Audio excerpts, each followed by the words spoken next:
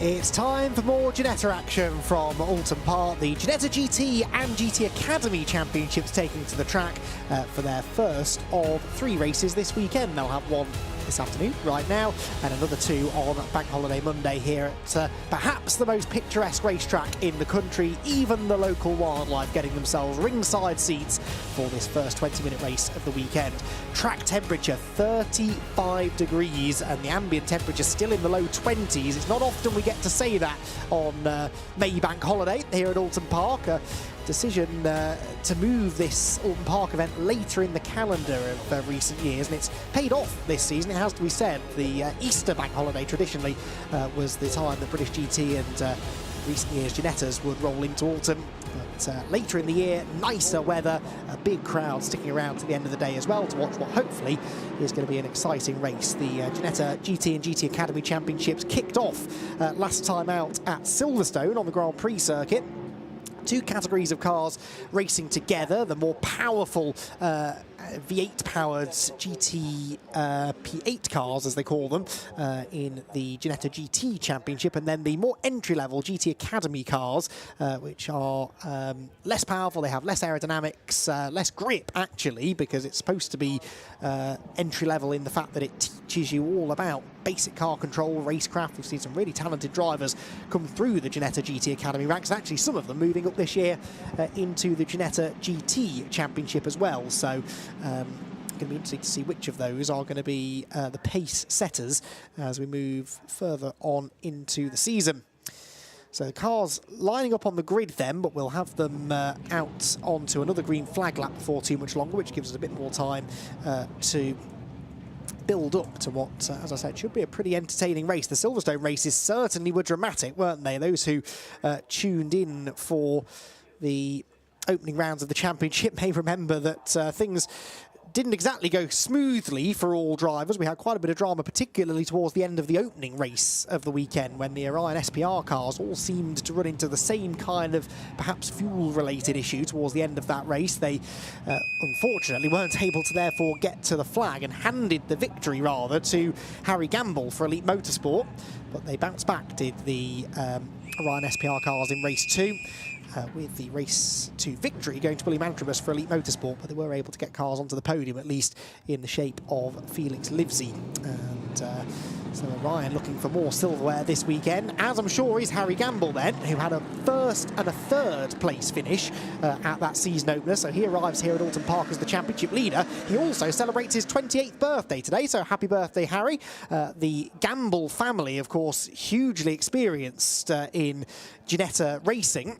In fact, Harry is the 3rd member of the family to win a Ginetta title, because he won the Pro-Am class in the Ginetta GT Championship last year. His brothers Tom and George, also former Ginetta champions. William Antrobus, though, lines up on pole for Elite Motorsport with James Nicholas alongside him, the reigning GT Academy champion. Cameron Pratt-Thompson and Harry Gamble line up on road 2 ahead of Felix Livesey, who looked rapid at Silverstone, didn't necessarily get the results he will feel he deserves. Louis Darling for company on that 3rd row. Jamie Cordell is on row 5. We're getting into some of the AM drivers now. Alex Duncan alongside him. Then Elliot Foster and Lucy Hodgson make up the back of the 10-car GT Championship grid. Then we've got the GT Academy runners. The German-born American Louis Bailica starts on pole alongside Ian Beaumont for SVG Motorsport. Louis sort of dominated last time at Silverstone. Tom Walker and Joseph Stoltov are next, ahead of Connor Blackburn, former Ford Fiesta racer, and Lucas Theo. 4th row for GT Academy sees Will Fallon line up alongside Mark Mile, with Ben Wiseman and Faye Goff next in line. Ash Young and Alan Wright are on the penultimate row, and then Ginetta veteran Robin Grimwood starts on the back row alongside Damien Duffy. Robin Grimwood, who's been racing Ginetta since 2018 in the Ginetta Racing Drivers Club and then G40 Cup as well, before moving up into GTA. And, he has become part of the furniture really over the last nearly decade of Ginetta racing. Onboard camera here with the 87 car. That is not 87, 57 I presume that was, William Antrobus, would make more sense. And 37, no, there we go, 37 are on board camera for Cameron Pratt-Thompson. Thank you for giving me a second shot of that. Cameron Pratt-Thompson starting on the 2nd row of the grid. That, I think, says number 8, which means that is Ben Wiseman's Want to Race car, which also carries one of our onboards. He will be lining up right in the thick of the action in the GT Academy class. And as the field makes its way towards Lodge, it's a rolling start in this championship, so they won't be lining up on the grid. It will be a 2x2 formation to the line. Make sure you don't overtake before the lights go out. You perhaps are supposed to run through the grid markings. A lot of championships do state that, and it looks like that's going to be the order of service here. So the cars run through the grid markings. They see the safety car pull into the pit lane, and momentarily they'll see the red lights go out. That happens quite late.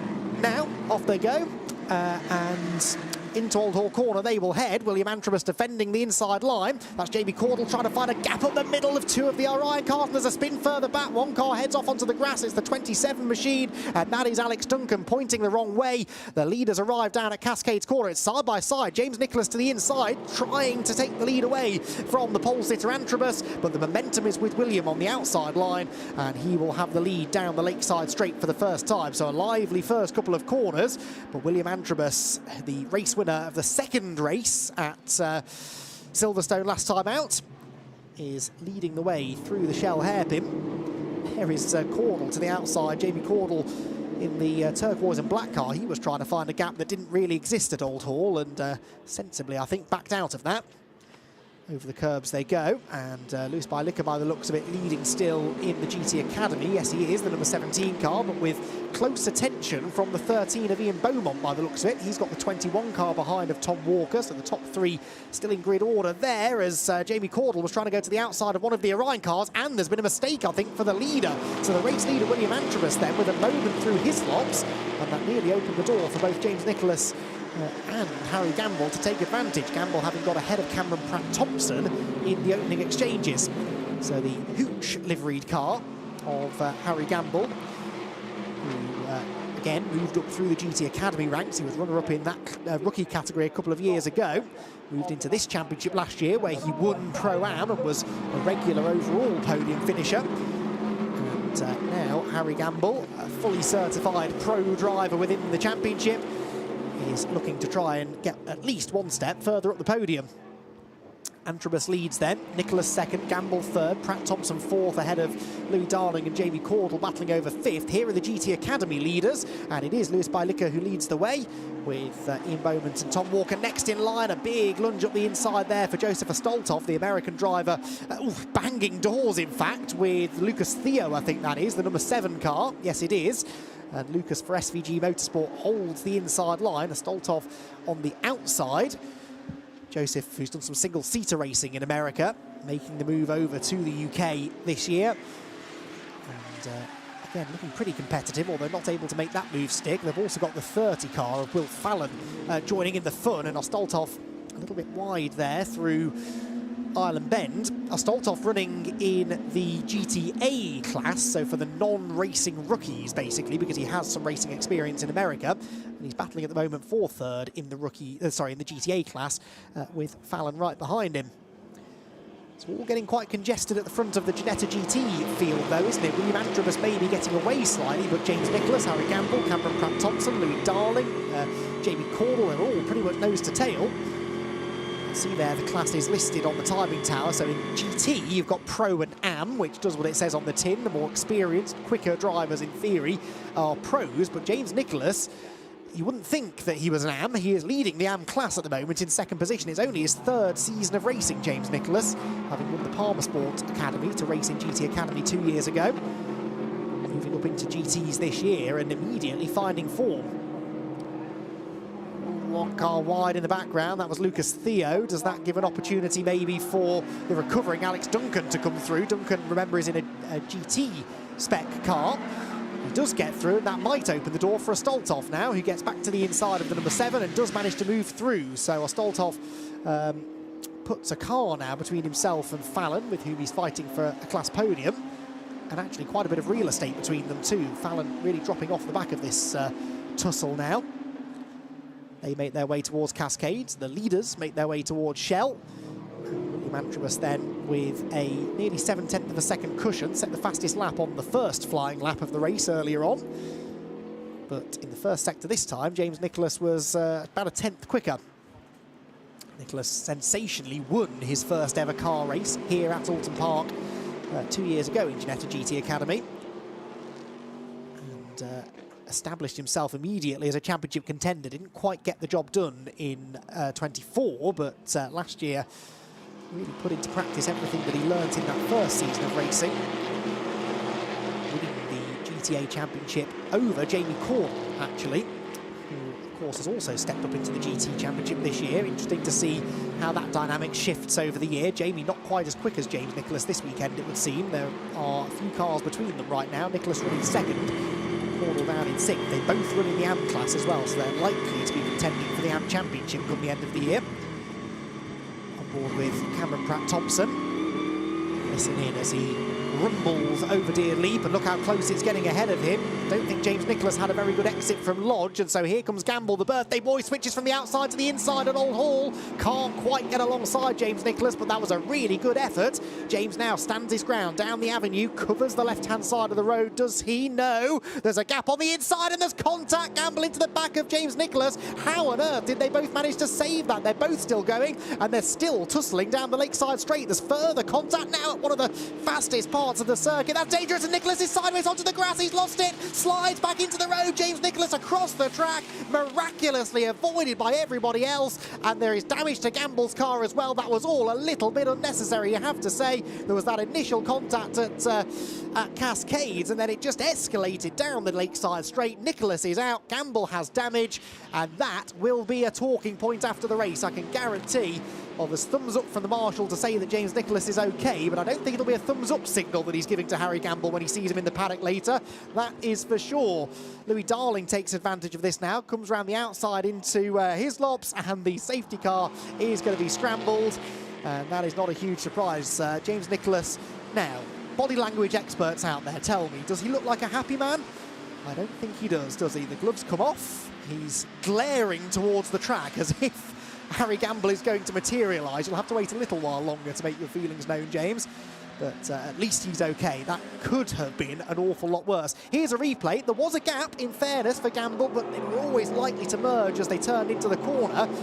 But they got away with it. They were fine at this point. There was no major damage done, but then Nicholas comes over and covers the inside from Gamble, who squeezed onto the grass and just kept on coming. Only at the very last second did he hit the brakes, and that was after the contact had been made. An absolute miracle that no one else was coming when James Nicholas came spinning back across the road. Look at this. Oh, that could have been absolutely huge, and ironically, it was his GT Academy rival from last year, Jamie Caudle, who got a grandstand view of that. He was the car that was narrowly avoided as he came back into the track. Well, that's given us plenty to talk about after the race, I think, and I don't think that's the last we'll have heard of that one. Both drivers will have an opinion of that, you can be certain. So William Antrobus then, who was starting to build a bit of a lead, that's no more, unfortunately. The safety car bunches them back together. Cameron Pratt-Thompson inherits second position, and Cameron inherited second position in the first race at Silverstone when the Orion cars hit trouble late in the going.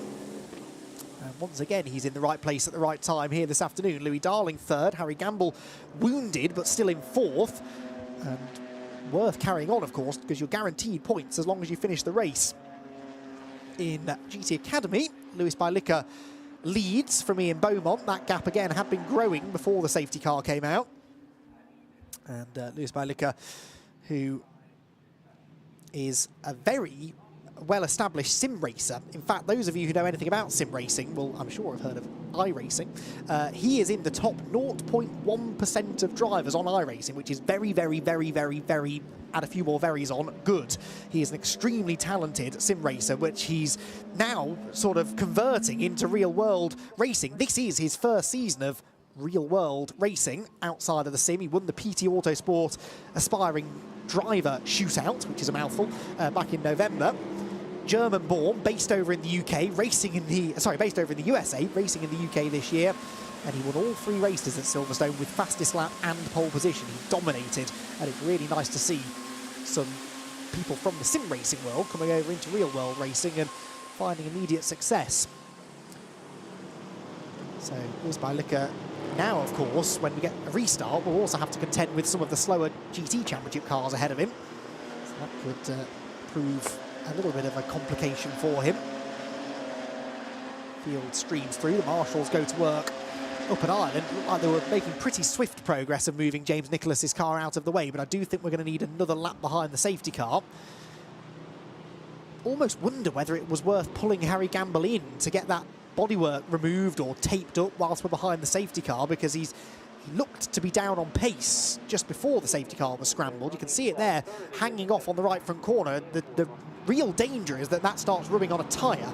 It could cut a tyre down, it could come off and get stuck underneath the tyre as well, which could obviously have serious ramifications. But they're not pulling him in, they're going to keep him on going with almost bang on half the race to go. But if the car is wounded, he's not going to have the pace when the race restarts to hold his position anyway. So regardless, they've decided to keep him out. James Nicholas looking maybe to get back into his car, but maybe just to assist with the recovery. I don't think they'll allow him to drive back to the pit lane until the race is over. I could be wrong. There's nothing wrong with the car particularly. It picked up a grill full of grass, but he didn't actually sustain any damage miraculously. He did a good job, to be fair, to keep it out of the barrier, not just when he came back across the road, but that initial contact that put him onto the grass. He was headed for the barrier down the left-hand side of the road, and thankfully got the car turned the other way. So it shouldn't be too late a night for the E3 Sport team. There's William Antrobus for Elite Motorsport leading the way. Elite on-time front runners in Ginetta racing, as I was discussing during the Ginetta Junior race earlier on. They've won many a Ginetta Junior Championship, but they've had success elsewhere in Ginetta racing. And they are looking to try and add a Ginetta GT Championship title to their already impressive resume in 2026. William Antrobus has been racing not for that long. He was runner-up in Junior Road Tax within the British Kart Championship a couple of years ago. This, his first season of car racing. He's actually racing in the BRSCC's Mazda MX-5 Super Cup, at least did the first round at Snetterton, and was a winner at Snetterton. In fact, won 2 races at Snetterton's MX-5 Super Cup season opener. Another championship that from time to time we've seen supporting British GT over the years. So William might be in his first season of car racing, but he's getting plenty of track time for his money and plenty of experience, and it's all paying off. There's Jamie Cordell. He's your AM class leader within the GT Championship now that James Nicholas has gone. So again, I said it was going to be a fascinating battle between those two, likely between those two for the AM Championship this year. And it looked as though Nicholas was going to outscore Cordell in this race, but a DNF is going to change things dramatically.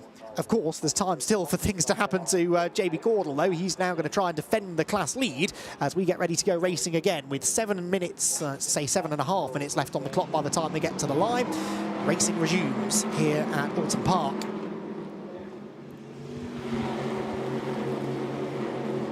So across the line comes William Antrobus. He gets the race back underway here at Oulton with Cameron Pratt-Thompson hot on his heels.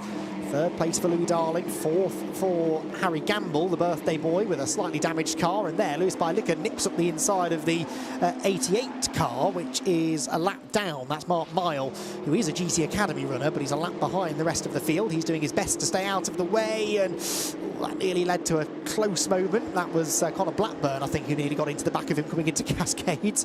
Nearly a repeat of the Harry Gamble-James Nicholas incident, at least part of it. But it's a clean restart for the GT Championship drivers, and I think the battle really is going to be for second here, isn't it, as Cameron Pratt-Thompson tries to defend from Louis Darling. And Louis Darling, who again has moved up from GT Academy last year, where he was a regular top 5 or 6 finisher. Oh, Harry Gamble struggling out of Britain's. Cordell gets alongside him. This is for 4th position. Harry Gamble just needs to try and limit the damage being done here. He's holding on the inside, to be fair. The worst of that bodywork has come adrift from the car now, in fairness. I don't think it's rubbing as badly as it was. Oh, and Jamie Cordell actually makes a mistake at Knickerbrook anyway. But yeah, I have to question whether the steering is entirely straight on that number 23 car. Harry Gamble is pushing on. Cordell has to be a little bit careful here because the next 3 cars behind him are all AMs, so all in his class, and really it's the next car immediately behind him, that of Elliot Foster, that he's most concerned about. Got a bit of a gap back then to Alex Duncan. quick point actually on Alex Duncan, because this safety car has saved his race potentially. Remember, he was the one that spun at the first corner on the opening lap. Fell right to the back of the field. He was well adrift of the rest of the AM runners, and now he's actually got a chance to go up there and contend for a class win. Blackburn here with quite a bit of pressure from Joseph Astoltov.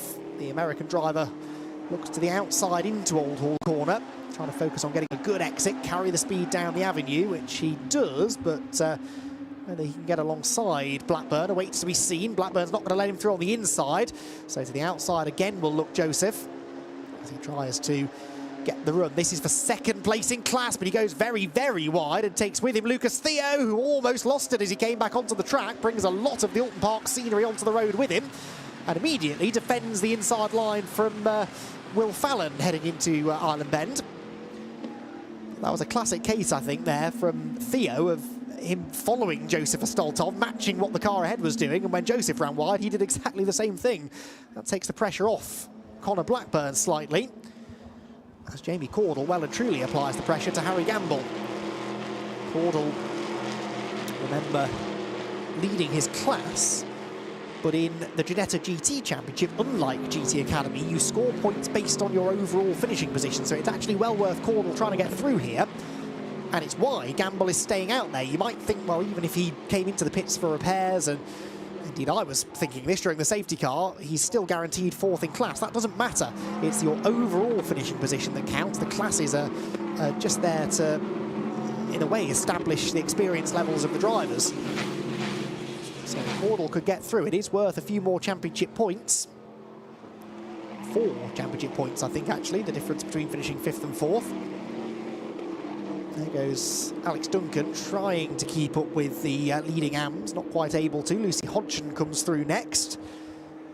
Lucy, again, making her Ginetta GT Championship debut this weekend. Lewis Bylicker, meanwhile, still leads in GT Academy, but this is not the sort of dominance we saw from him at Silverstone, in fairness. The other drivers have taken a big step forward this weekend. I had a feeling they weren't going to like being absolutely dominated by Bylicker last time out, and certainly Ian Beaumont is giving him a bit of a run for his money. Lewis still seems to be the quicker of the two, but Ian Beaumont, who's a very successful short oval racer, is not a driver that you want within striking range, is he? Anyone who comes from short oval racing knows how to race wheel to wheel, and they know how to overtake and indeed defend a position. There, the 21 car, that is Tom Walker, who sits 3rd in that class. Tom Walker for E3 Sport, who's previously raced Mazdas. Based over in the Isle of Man is Tom. Makes the move over to the UK half a dozen or so times a year to race in the championship. His first year again in the Ginetta GTs. Cars wind their way through Hislops and Knickerbrook. We're going to have 2 laps to go at the end of this one. In fact, the overall race leaders have just come through to start their penultimate lap, and Cameron Pratt-Thompson just set the fastest lap of the race. There he is, look, the blue, silver and orange car in 2nd place. A 1:42.1, it was just under 2 tenths quicker than the leader. And he's starting to become a bit of a nuisance here to William Antrobus. Now, in these very warm conditions, and it will only get warmer on Monday, you do have to manage the tyres a little bit. The GT cars run on slick tyres, the GT Academy cars on a treaded tyre, a road tyre. But regardless of what kind of tyre you're on, in these sort of temperatures, you're asking a lot of them over 20 minutes. That safety car period actually was a bit of respite for the tyres and the drivers, as they were able perhaps to cool things off ever so slightly. But with a lap and a half still to go, Cameron Pratt-Thompson's not given up here on trying to claim a first victory of the season. Heads over Hilltop, slower in the first sector than Antrobus by a couple of tenths. We're right on board with the 2nd place man. Just in the distance, you can catch the odd glimpse of the race leader. There he is. Turn through Hislops. So frustrating this for a driver when you can feel that you're driving well, you're running good lap times, but the car ahead just isn't getting any closer. Tantalisingly close for Cameron Pratt-Thompson, but not quite close enough to force the leader to start defending. Good battle here, meanwhile, in GT Academy, and a big lock-up there for the 53 car turning into Shell. That's Ash Young for Performance 1. trying to find a way ahead of the number 8 car of Ben Wiseman. This is actually for a class podium because those two and the 33 car, not far behind of Faye Goff, they're all rookies within the GT Academy. So all of them with a chance here to get a trophy. The Ginetta trophies, really good-looking trophies this year, glass trophies actually, not silverware, and they're handed out to the top 3 drivers within the various classes. Robin Grimwood runs 5th in his class, so just missing out on a podium at the moment as the overall leaders turn through Ireland into Shell. William Antrobus with a new fastest lap last time, so just reasserting his authority on the race, a 1:41.990. So looks as though Cameron Pratt-Thompson might have to settle for second place on this occasion. Around Britons, we saw though at the end of the Silverstone race, the first Silverstone race certainly, that things were not certain until the checkered flag had been thrown. So we'll wait and see if anything does change. We have had a time penalty for Connor Blackburn, so that's second within the GTA class of GT Academy. And that will cost him a couple of positions. It might cost him a podium. I think it will. Joseph Astoltov and Will Fallon are both within 5 seconds of Connor. In fact, there is Connor running wide at Shell. So the 66 car with a 5-second penalty will definitely fall behind Ostoltov, the all-white number 19 car, and I think possibly behind Fallon, which could change the podium around significantly.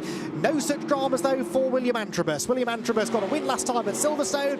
He gets a second here at Oulton Park. He hangs on to the victory from Cameron Pratt-Thompson, who gets himself onto the podium for the second time this season, and it's Louis Darling in third position. That's his first finish of the year. He didn't finish either of the races at Silverstone, so a much-needed haul of points for him. The AM class won by Jamie Cordell by 5 seconds in the end over Alex Duncan. Where is Elliot Foster? Elliot Foster hasn't come through according to the timing screen, so we've possibly lost Elliot somewhere on the last lap. In fact, he might be off at Druids looking at the tracker. Yes, there he is. He's out of the car, but he's stuck in the gravel, so that's where he disappeared to. Meanwhile, GT Academy victory, well, exactly as was the case at Silverstone. It was 3 wins from 3 there for Lewis Bylicker, and he gets a 4th win from 4 races here at Oulton Park. Lewis Bylicker wins in fairly comprehensive fashion in GT Academy from Ian Beaumont in second, and Tom Walker will get the GTA class victory with a 3rd place overall. Joseph Astoltov comes through next, then Connor Blackburn. Where will Blackburn fall on corrected times? There's a spin at Lodge. That is the Ash Young Performance 1 car right at the end, and ends up pointing the wrong way at Lodge, and he'll potentially end up getting stuck down there. That's quite a steep valley. Thankfully the grass is dry, so he's got a bit of traction and has been able to get back on the road. So great race, great drive that from William Antrobus, who didn't actually get the fastest lap because they were trading fastest laps at the end there, and it was Cameron Pratt-Thompson on the final lap who managed to steal it. Ben Wiseman here waving to the marshals, who have been slowly baking as the day has gone on trackside. I'm sure they're all looking forward to Monday, and I'm sure part of them is happy that we're going to have some nice conditions again, but that's going to be an even longer, even hotter day for the marshals. So spare a thought for the Orange Army, who have had a lot to do today in very, very challenging conditions.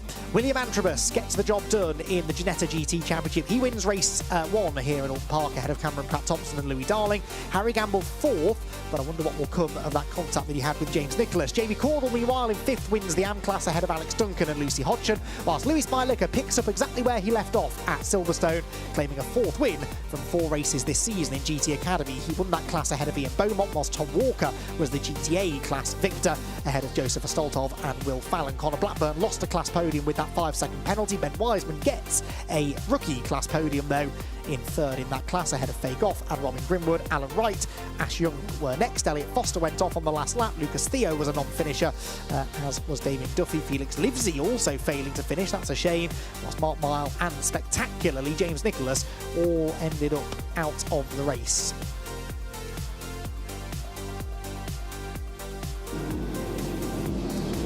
The First Ginetta GT and GT Academy race of the weekend at Oulton Park was a fairly dramatic affair. It started well for William Antrobus, who defended the lead from pole position through the first corner despite the spirited efforts of James Nicholas. There was drama behind though for Alex Duncan, who was tipped into a spin and dropped to the back of the field.